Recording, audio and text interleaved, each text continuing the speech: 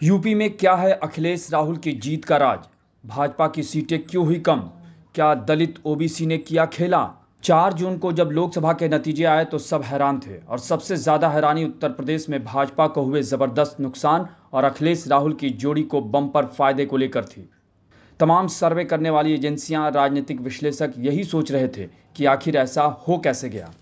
दरअसल 2024 में भाजपा को 29 सीटों का अकेले यूपी में नुकसान हुआ और उसे सिर्फ 33 सीटें मिली, जबकि 2019 में इसी भाजपा को अकेले 62 सीटें मिली थी और उसकी सहयोगी अपना दल को 2 सीटों पर जीत मिली थी।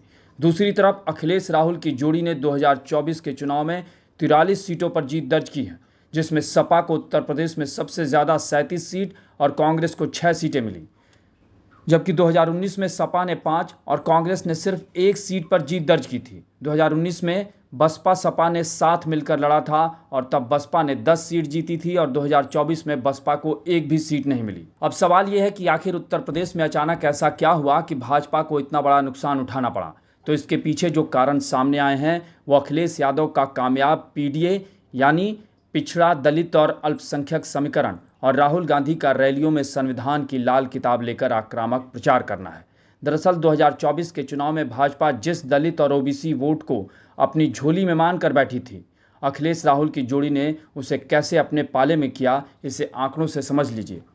जहां तक बात सपा की, तो उसने टिकट बंटवारे में सभी जातियों का ध्यान रखा। यूपी में इंडिया गठबंधन में सपा के हिस्से में 62 सीटें आई, जिसमें से उसने सिर्फ 5 सीट यादवों को और 4 सीट मुसलमान प्रत्याशियों को दिए, जबकि 17 दलित, 9 सवर्ण और 30 ओबीसी प्रत्याशियों को टिकट दी गई, जिसमें से सपा के सभी मुस्लिम और यादव उम्मीदवार जीत गए, जबकि 20 ओबीसी और 8 दलित प्रत्याशियों ने भी जीत दर्ज की।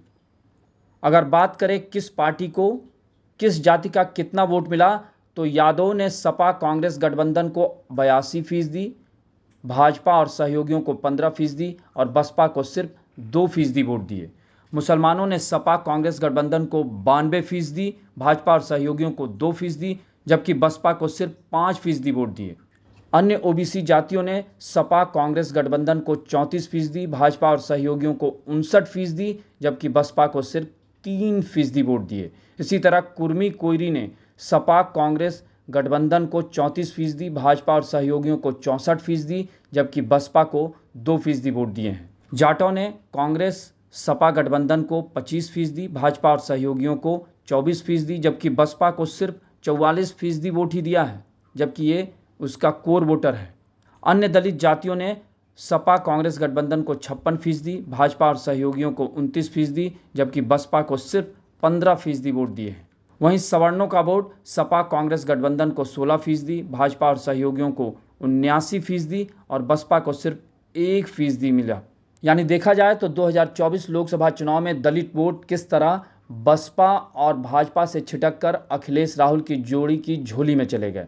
जबकि 2019 में यूपी की 17 आरक्षित सीटों में से भाजपा ने 15 सीट जीती थी, जबकि 2024 में भाजपा सिर्फ 8 सीट पर सिमट गई। वहीं सपा को 7, कांग्रेस को 1 और आज़ाद समाज पार्टी को भी 1 सीट मिली। वहीं बसपा एक भी सीट नहीं जीत पाई। जबकि 2019 के लोकसभा चुनाव में कुर्मी कोयरी ने भाजपा और सहयोगियों को 80% वोट दिया था, जबकि जाटों ने भाजपा और सहयोगियों को 75% और अन्य दलित जातियों ने भी करीब 48% वोट दिए थे। यही वजह रही कि अखिलेश यादव ने 2024 के चुनाव में अयोध्या में दलित प्रत्याशी अवधेश प्रसाद को टिकट देकर वहां की सामान्य सीट भी जीत ली। वैसे देखा जाए तो पिछले 10 सालों में यूपी में ओबीसी और दलित वोट गेम चेंजर साबित हुए हैं, जिसमें खासकर ओबीसी, जिनकी यूपी में करीब 52% आबादी है, जिसमें से 43% गैर यादव हैं।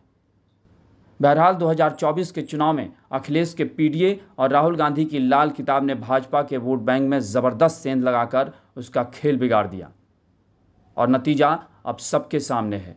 भाजपा पूरे देश में 240 सीटों पर ही सिमट गई, यानी बहुमत के जादुई आंकड़े से करीब 32 सीट पीछे रह गई, जिसमें से 29 सीट अकेले यूपी से नुकसान हुआ। आपको हमारी ये रिपोर्ट कैसी लगी, इसे कमेंट बॉक्स में ज़रूर बताएं और अन्य खबरों से अपडेट रहने के लिए बने रहें हमारे साथ, क्योंकि हम हैं बुलंद भारत टीवी, ताकत आपकी।